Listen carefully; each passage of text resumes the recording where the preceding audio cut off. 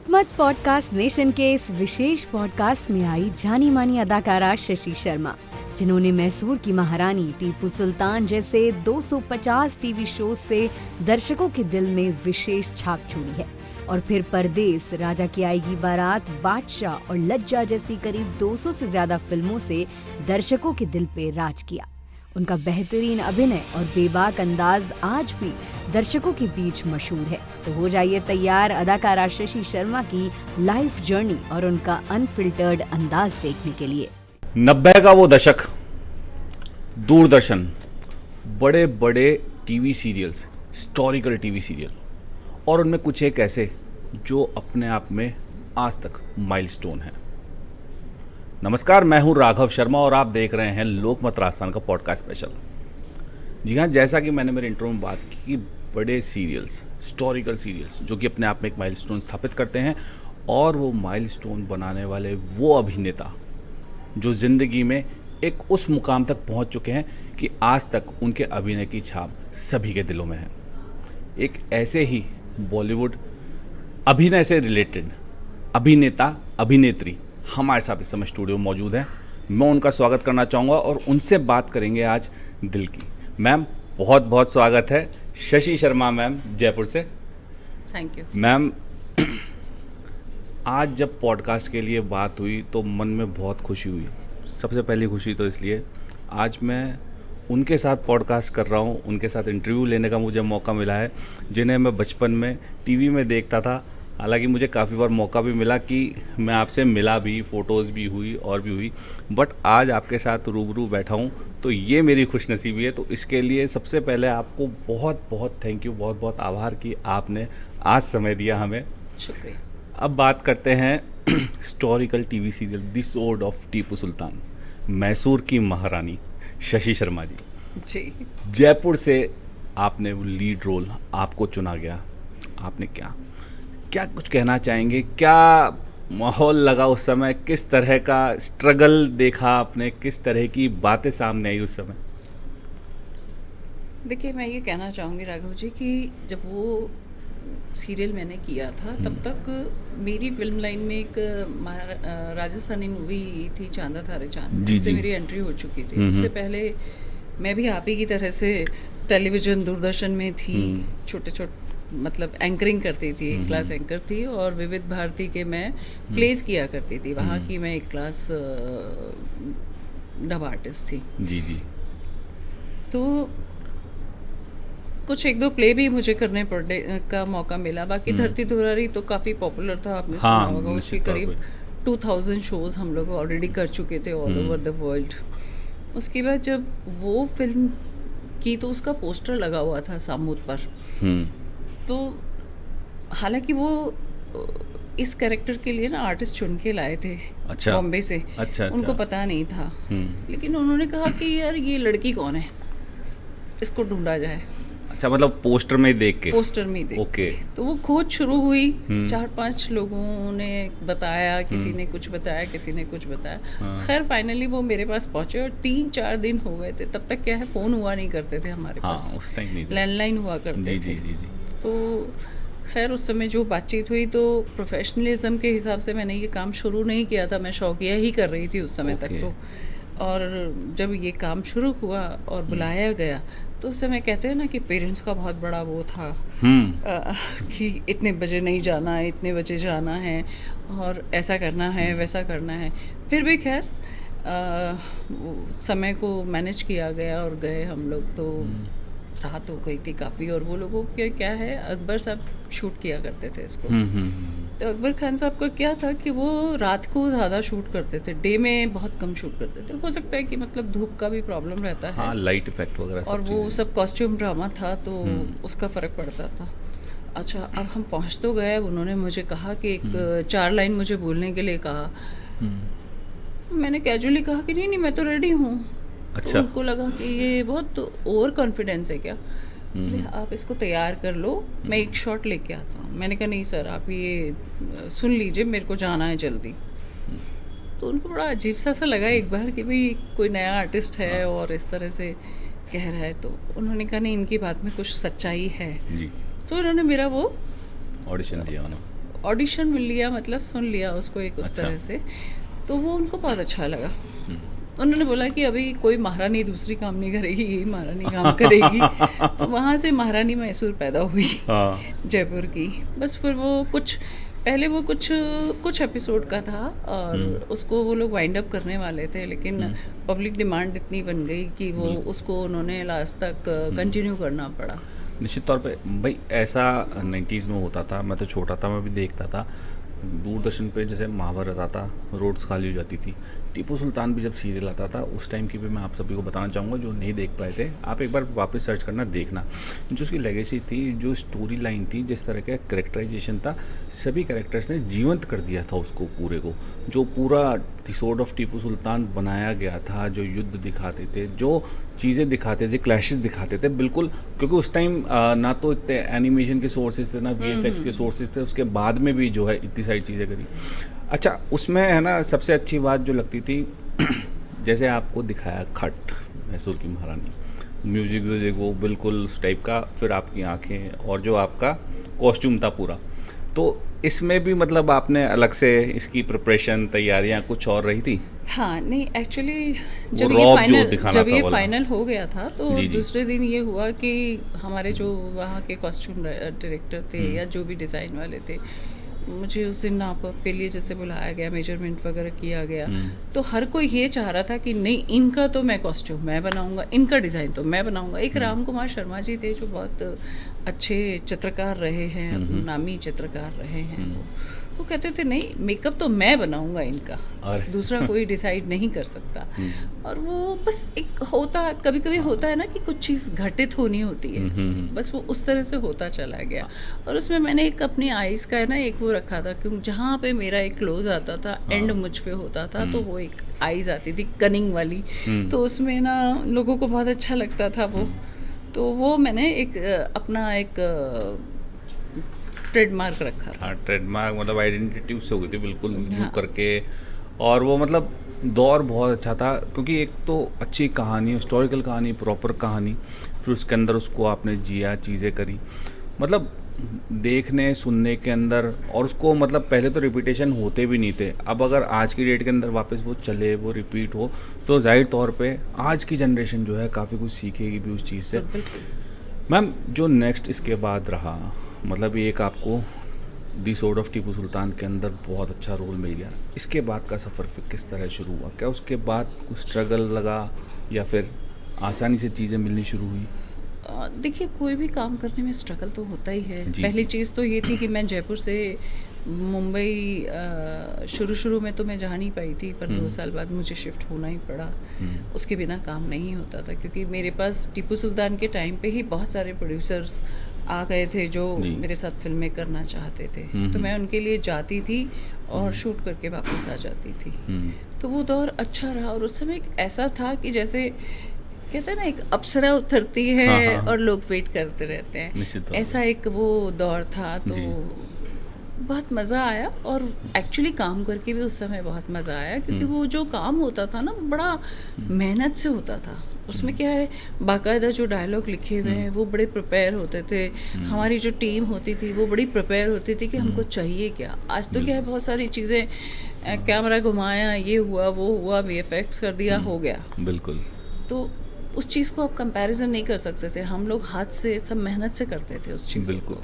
अच्छा, अभी उस समय जैसे आप राजस्थानी मूवीज़ के अंदर भी आपका काफ़ी अच्छा इनपुट था, आप काफ़ी उसके अंदर लगे हुए थे, फिर बॉलीवुड की तरफ आपका झुकाव हुआ।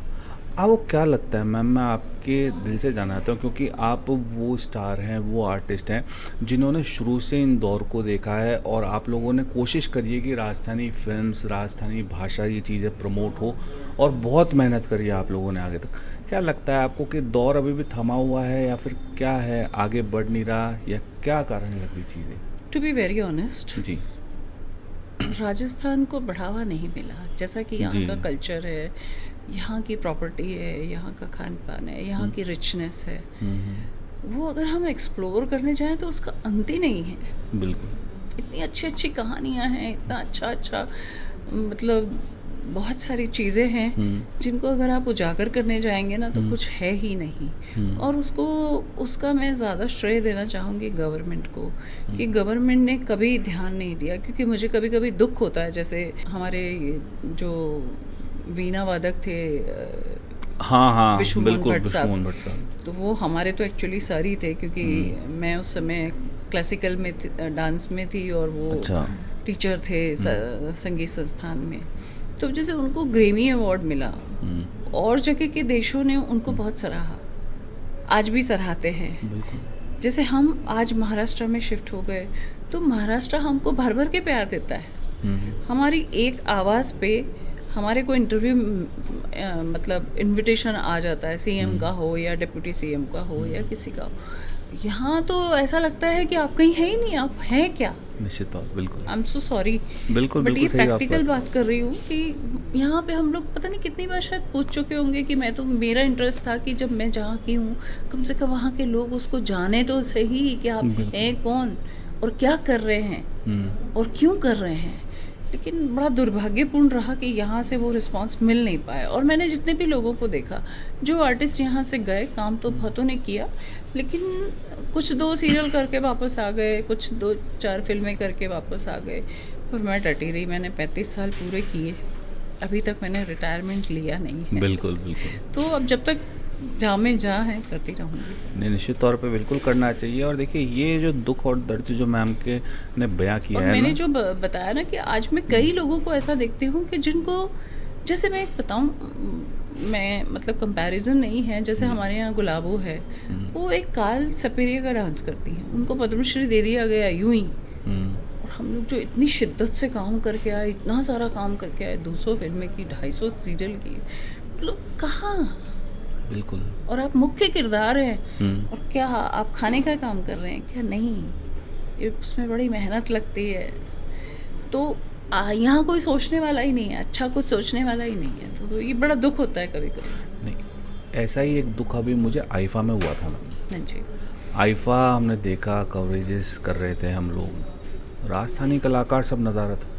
आईफा में मैंने भी कहा था ये बात कि सबको बुलाया गया, हम लोग को भी बुलाया जाता है जब हम महाराष्ट्र में होते हैं। तो यहाँ की सरकार ने हमको क्यों नहीं बुलाया? नहीं बुलाया। हम लोग का कहीं नाम ही नहीं था और कितने गिने चुने लोग आए, कोई भी नहीं था।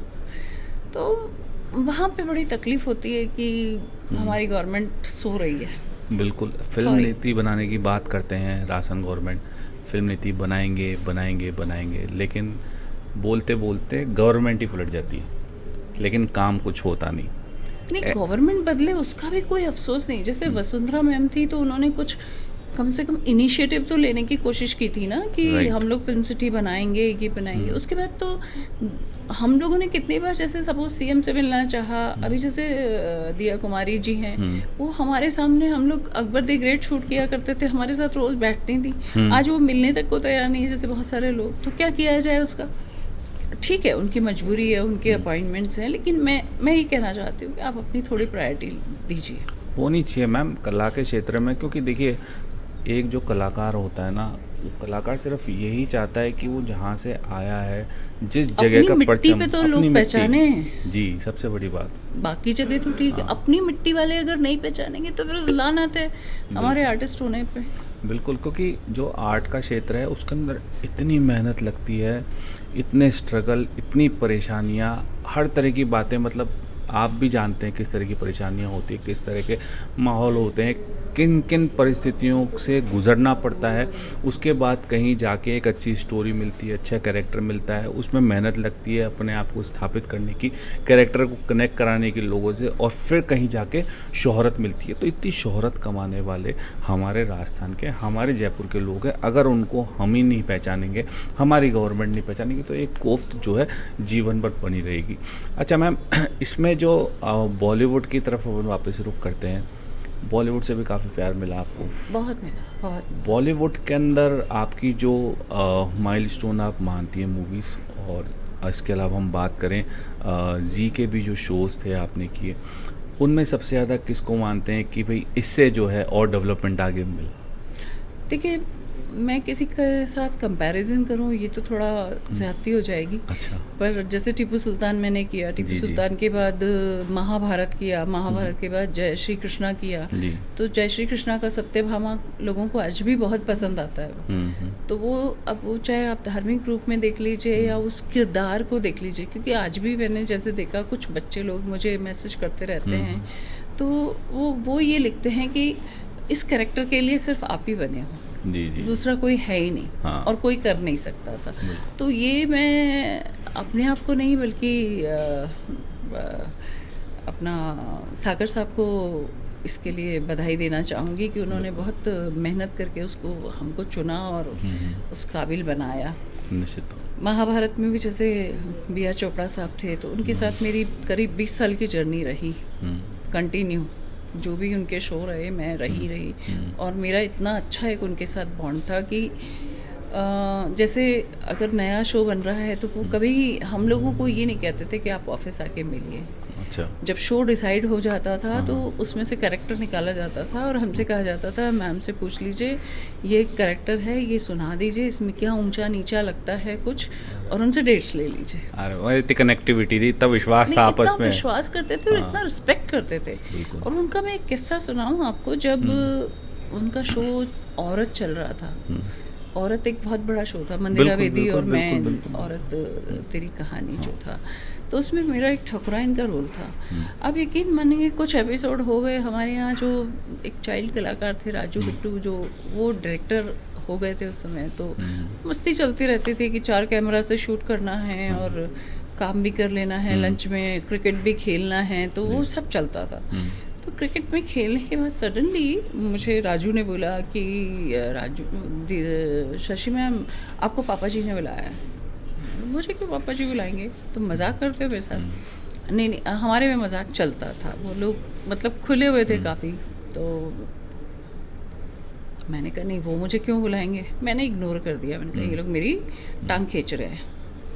दूसरे दिन फिर उनकी असिस्टेंट आई सुबह, वो बोली कि मैम पापा जी ने आपको बुलाया ऑफिस में। मुझे पापा जी ने क्यों बुलाया, इतने सालों में कभी नहीं बुलाया, सडनली क्यों बुलाया, क्या हो गया? तो मैंने सोचा ये लोग मजाक कर रहे हैं, तो मैंने सीरियसली लिया नहीं। तीसरे दिन जब मैं घर पहुंची शूट करके, तो बड़े से बुके और एक लेटर चोपड़ा साहब का मुझे घर पे मिला कि I am B R Chopra and please मुझे आपसे मिलने की बहुत इच्छा है, अगर आप 2 मिनट के लिए तशरीफ़ लाएंगी तो मेरा सौभाग्य होगा। अरे बाप रे, वो तो पल ऐसा रहा मेरा कि ये तो मतलब काटो तो खून नहीं। बिल्कुल कि वो इतने बड़े आदमी लेजेंड कहाँ मुझे ऐसी भाषा बोल दी उन्होंने। मैं तुरंत गई। तो उनका स्टाइल हुआ करता था कि ऐसे बड़ी बेंच लगाते थे वो, और उस पर 8 राइटर हमेशा बैठे रहते थे जिसके साथ डिस्कशन उनका चलता रहता था। एंड ही वॉज 80+, तो एक स्टिक लेके चलते थे, 2 लोग पकड़ के भी चलते थे। तो जब मैं पहुंची तो उन्होंने, जो उनके ऑपरेटर है, उन्होंने कहा शशि जी बोले भेज दो। मुझे गले लगाया, मुझे बहुत प्यार दिया। मुझे बोलते हैं यार तू पहले क्यों नहीं मिली मुझे? क्या हुआ? बोले यार औरत के रोल को तूने जीवंत कर दिया, I am proud of you. अगर कोई इतना बड़ा फिल्म मेकर मुझे इतना बड़ा कॉम्प्लीमेंट दे तो मेरे लिए इससे बड़ी बात तो हो ही नहीं सकती। बिल्कुल। फिर उन्होंने बोला नहीं, आज के बाद तू मेरी बेटी है, और जब भी तू यहाँ से जाएगी, खाना खा के जाएगी, कोई भी दिक्कत होगी, आधी रात को 2 बजे 3 बजे कुछ भी प्रॉब्लम हो मुझे फ़ोन करेगी। ठीक। और ऐसा ही रहा लास्ट तक। वो एक वर्ड होता है ना मैम, प्रोटोकॉल। तो बी आर चोपड़ा साहब अच्छी तरह जानते थे कि एक अभिनेता जो है उसका क्या प्रोटोकॉल होना चाहिए, कि किस तरह से उसने अपने आप को स्थापित किया है और किस तरह से वो कैरेक्टर जो है सबके सामने पेश किया है, उसके अंदर उतर गए, उसको मतलब कहानी को अपने जहन में उतार के फिर कैरेक्टराइजेशन करना, उसको आगे प्ले करना, तो वो भली बात ही समझते थे, बिल्कुल अच्छे से जानते थे वो। उन्होंने स्पेशली कहा कि तुम मुझे पहले मिली होती तो मैंने कहा फिल्म की मेरी हीरोइन तुम अरे थी। अब मैं क्या बोलूँ। और फिर जब जाने लगी तो आप यकीन नहीं मानेंगे, सब भीड़ को छोड़ करके वो मुझे बाहर तक छड़ी के सहारे छोड़ने आए। और जब मैं गाड़ी में बैठ गई तो मेरी आंखों से, मैं उनको बोल रही हूँ नहीं पापा जी आप बैठिए ना, प्लीज़ मैं चली जाऊँगी, प्लीज़ मैं चली जाऊँगी। फिर उन्होंने नहीं माना। और गाड़ी में बैठने के बाद मैं ये सोच रही थी कि Shashi I am so blessed, God thank you you have given me this opportunity. बिल्कुल। मैं बहुत छोटी सी आर्टिस्ट हूँ, लेकिन ब्लेसिंग्स बहुत बड़ी बड़ी मिली, उसके लिए मैं ईश्वर की बहुत शुक्रगुजार हूँ हर समय।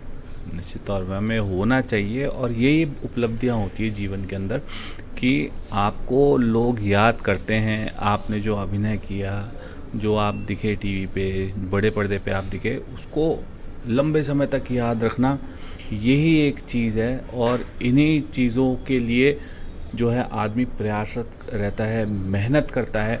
बड़ा बनने की जो बात होती है वो यही बातें होती है कि आपकी सादगी, आप किस तरह से अभिनय किया, और इतने बड़े B.R. चोपड़ा साहब, मतलब मैं तो मानता हूँ बहुत बड़ा माइलस्टोन कह सकते हैं ना, वो रहा।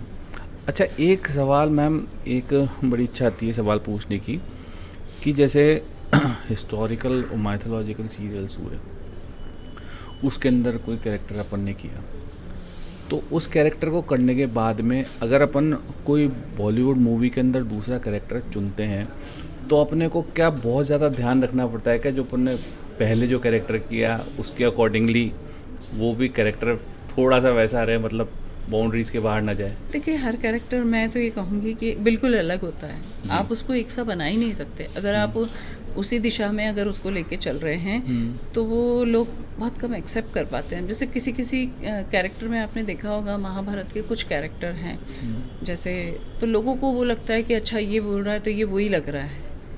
बिल्कुल, है ना, तो वो नहीं होना चाहिए। आपको वो कैरेक्टर जो आप कर रहे हैं ना वो दिखना चाहिए, तब आप उसको आत्मसात कर पाते हैं। बिना आत्मसात किए आप नहीं कर सकते। नहीं, जैसे अब मान लो एक बहुत बड़ा कोई माइथोलॉजिकल मूवी के अंदर या सीरियल के अंदर आपने कैरेक्टर आपने कर दिया, जिसको लोग पूजने लग गए, कैरेक्टर को जीने लग गए। अब इसके मुकाबले आप बॉलीवुड के अंदर आपको दूसरा ब्रेक मिला, दूसरी कोई हीरोइन का या फिर आउट ऑफ द वे जाके कोई कैरेक्टर करने का, तो इस बीच क्या कैरेक्टर चुनने के अंदर क्या लगता था प्रॉब्लम आती कि नहीं, मैं तो इस टाइप का कैरेक्टर कर चुकी, अब इस टाइप का कैरेक्टर है हीरोइन या बोल्ड सीन करने के अंदर दिक्कत आएगी, लोग एक्सेप्ट नहीं करेंगे? नहीं, एक्चुअली हीरोइन के कैरेक्टर तो मेरे पास शुरू से ही थे, पर मैंने बहुत कम चुने। मैंने 1-2 फिल्में ही हीरोइन वाली की, क्योंकि मैं जयपुर के बैकग्राउंड से थी और बहुत ज़्यादा मैंने कभी सोचा ही नहीं था कि ये मेरा करियर होने वाला है। सेकेंडरी चीज़ क्या थी कि मेरी शादी हो चुकी थी, तो मैंने कभी सोचा ही नहीं था। तो मेरे को लगता था नहीं मैं अच्छे कैरेक्टर करूँ। प्लस टीपू सुल्तान के बाद क्या मेरी एक जो छाप ऐसी ही छूटी थी कि वो मैं बहुत स्ट्रॉन्ग कैरेक्टर्स के लिए पॉपुलर हो गई थी। तो जो हर कोई चाहता था, तो वो ये चाहता था कि नहीं, हमारे यहाँ जो सबसे स्ट्रॉन्ग कैरेक्टर है वो शशि को दिया जाए। तो लोगों ने उसी तरह अप्रोच करना शुरू कर दिया। बिल्कुल। तो इसमें जैसा कि मेनली कौन से रोल्स ऑफर होते थे आपको सबसे ज़्यादा? जैसे नेगेटिव भी बहुत हुए।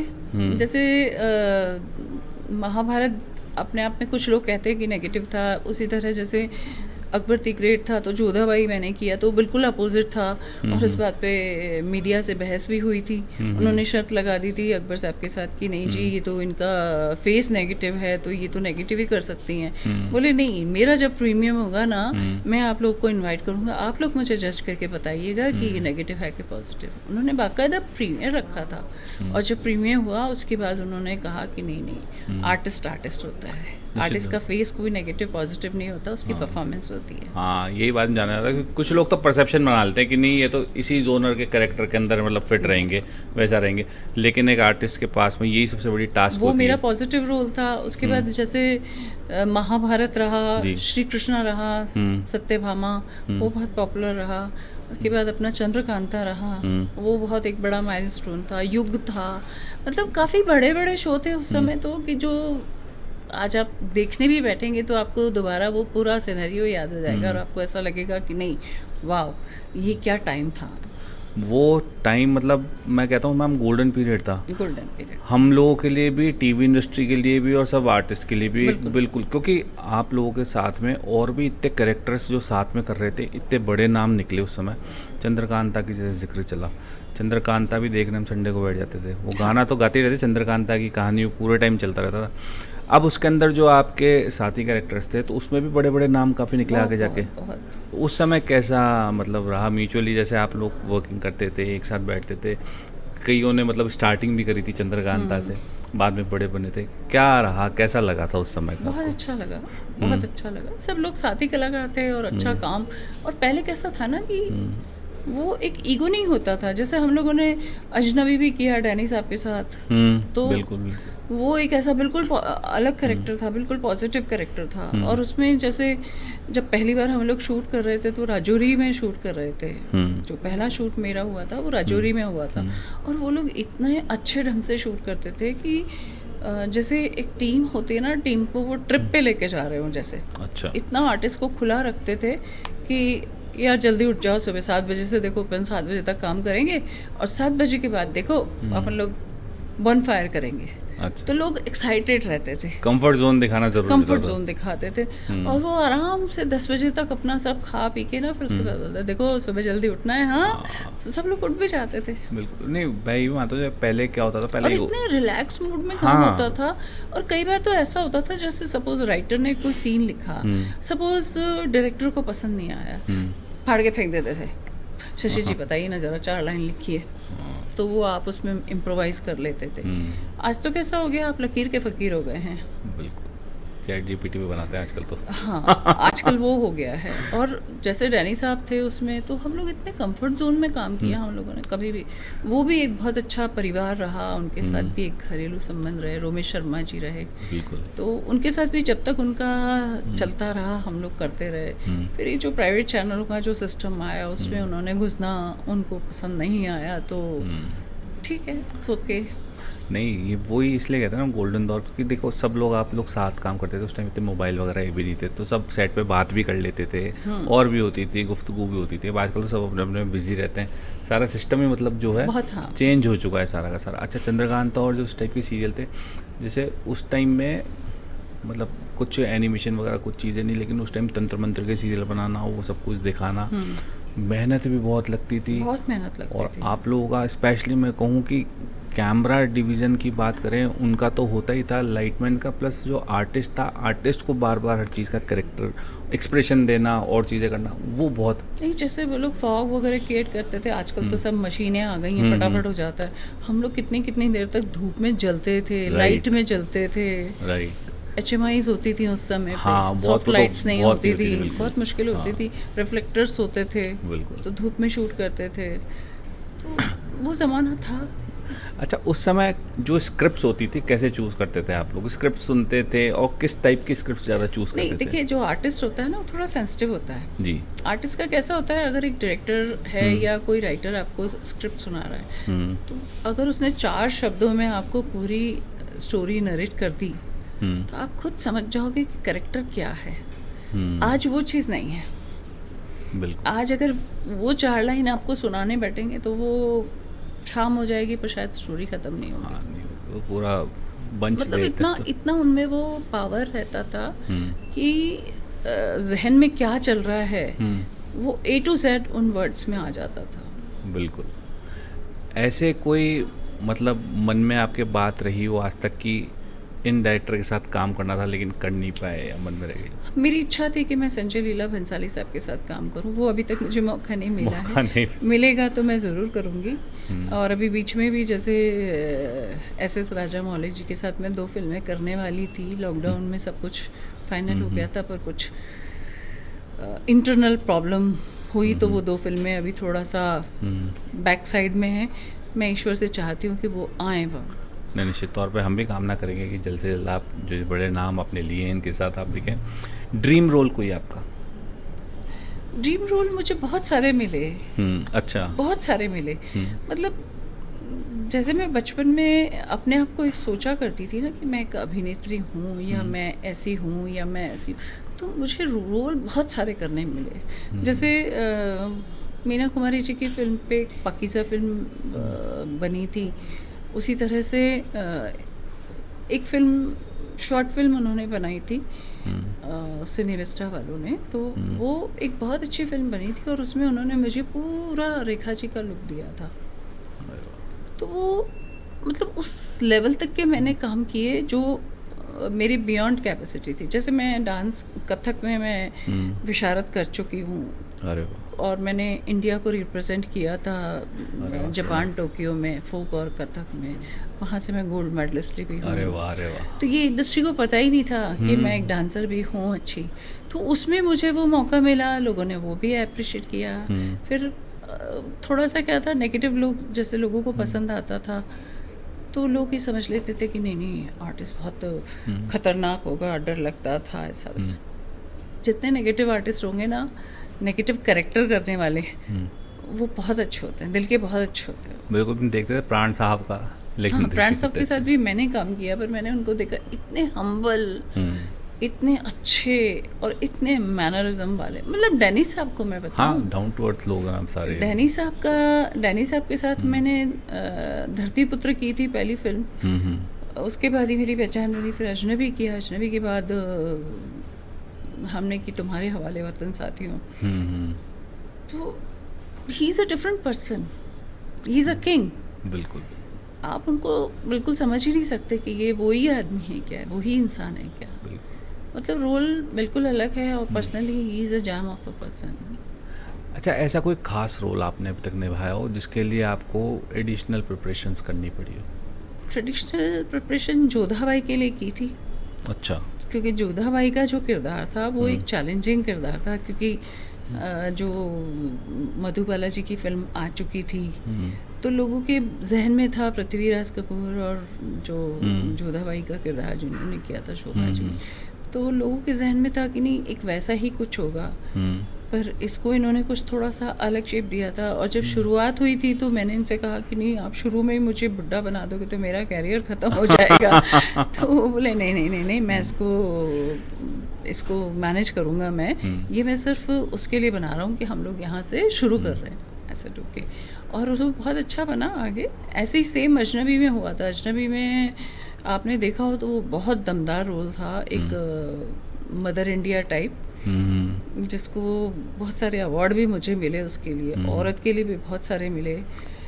तो जब अजनबी का शूट चल रहा था तो बहुत सारे लोग ये कहते थे कि ये आप वही किरदार हैं, तो ये किरदार आप ऐसे कैसे कर। जो हमारे डायरेक्टर थे वो बहुत कॉन्फिडेंट थे। तो जब फर्स्ट टाइम हम लोग अजनबी की शूटिंग कर रहे थे राजौरी में, तो डैनी साहब को भी ये था कि यार ये नेगेटिव किया है, लेकिन उनको कहीं भरोसा था मेरे पे। मुझसे उन्होंने पूछा था कि शशि ये वाला रोल मैं चाहता हूँ तुम करो। मैंने कहा डैनी जी आप मुझे शुरू में ही अगर बुड्ढा बना दोगे मेरा तो कैरियर ही ख़त्म हो जाएगा। बोले नहीं नहीं, मैं इसको आगे ना उसमें कन्वर्ट कर दूँगा, चिंता मत करो बस, बट यू से यस, नहीं तो मैं राखी जी या रेखा जी को पूछूंगा इसके लिए। मैं बोला अरे आपने तो इतना बड़ा मान दे दिया मुझे। तो वो हुआ। उसके बाद जब हम फर्स्ट डे शूट करके आए ना, और फर्स्ट डे मुझे इतना टफ रोल दे दिया उन्होंने। तो शूट करने के बाद जब हम आए घर पे तो उन्होंने मुझसे कहा कि कैसा हुआ। मैंने कहा मुझे पता नहीं, आप बत्रा जी से पूछिए।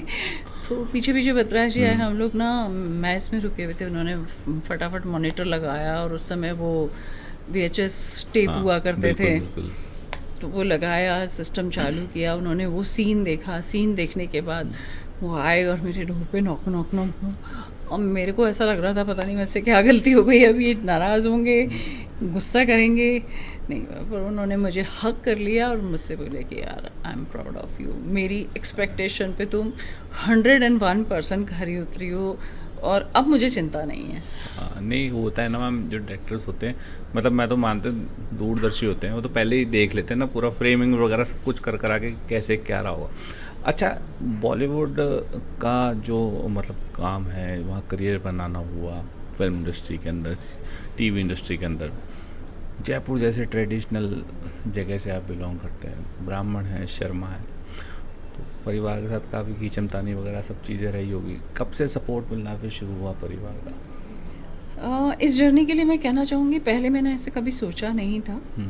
मैंने RAS की पढ़ाई कर ली थी। अरे वाह। और मैं आज कहीं कमिश्नर होती। हाँ। लेकिन एक तरफ टीपू सुल्तान था, एक तरफ RAS था। तो पता नहीं मेरे दिल ने कहा कि नहीं मुझे तो यही करना है, और वो मैंने किया। जब शुरुआत हुई थी तो मुझे बहुत स्ट्रगल ये था कि एक तो जयपुर बॉम्बे का सफ़र मुझे रोज़ तय करना भारी पड़ता था।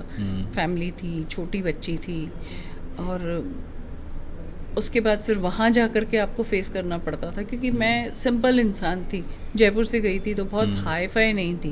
बिल्कुल। मुझे बहुत इंग्लिश बोलना उस समय नहीं आता था, क्योंकि हमारे यहाँ पे कल्चर ही नहीं था ऐसा। हाँ, इतना अच्छा। वहाँ लोग फिर कह देते थे अरे ये तो गंवार है, और एक दो बार जब मैंने सुना ना तो फिर मैंने बोला ऐसी तैसी। फिर ठान ली।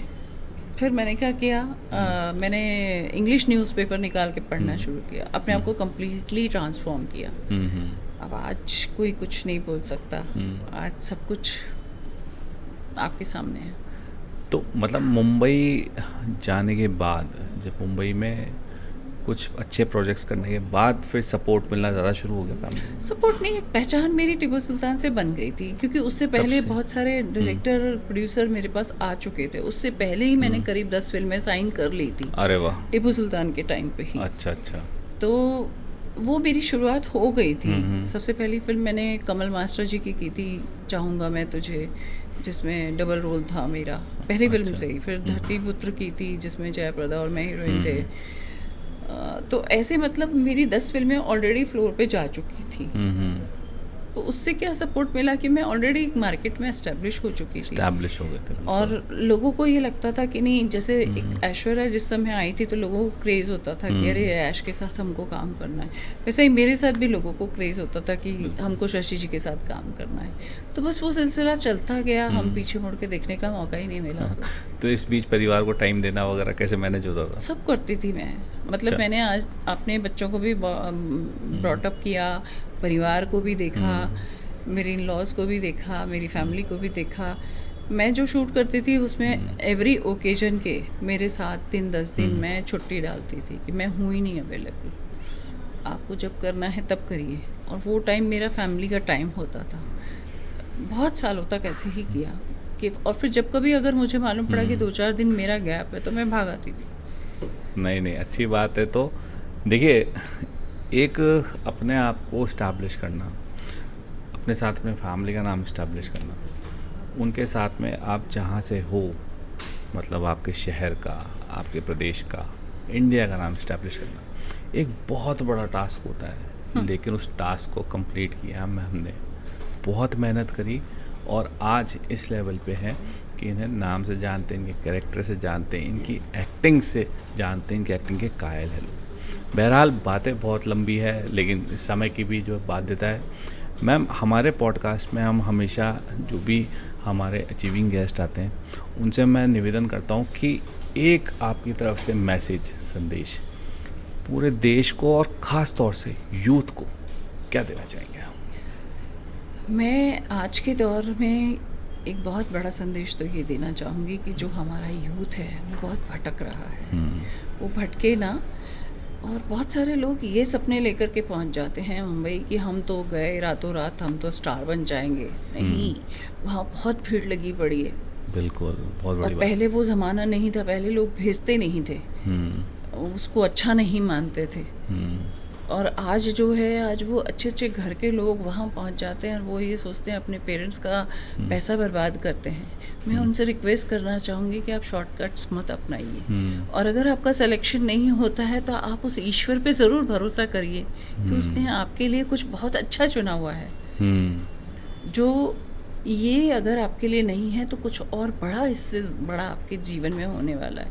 उसको एक्सेप्ट करना सीखिए, बस शॉर्टकट्स मत अपनाइए, ड्रग्स लेना मत छोड़िए, शुरू कीजिए, किसी के साथ गलत रास्ते पे मत जाइए, अपने आप को विक्टिम मत बनाइए, विनर बनाइए।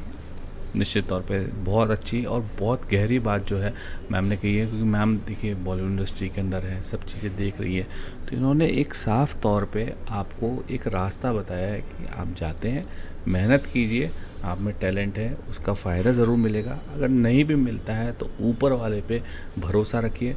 आपकी आंखों में सपने हैं, उन सपनों को ज़रूर पूरा कीजिए, उसके लिए उठिए, आगे बढ़िए, मेहनत कीजिए, लेकिन गलत रास्ता ना चुनिए, क्योंकि गलत रास्ता, आपका एक गलत फैसला आपकी नहीं परिवार की ज़िंदगी ख़राब कर सकता है। बहरहाल आप लगातार बने रहिए, हम फिर मिलेंगे नए एपिसोड में नए गेस्ट के साथ। मैम, आज आप यहाँ पधारे, हमें टाइम दिया, हमसे बातचीत की, उसके लिए बहुत बहुत शुक्रिया, बहुत बहुत धन्यवाद। Thank you.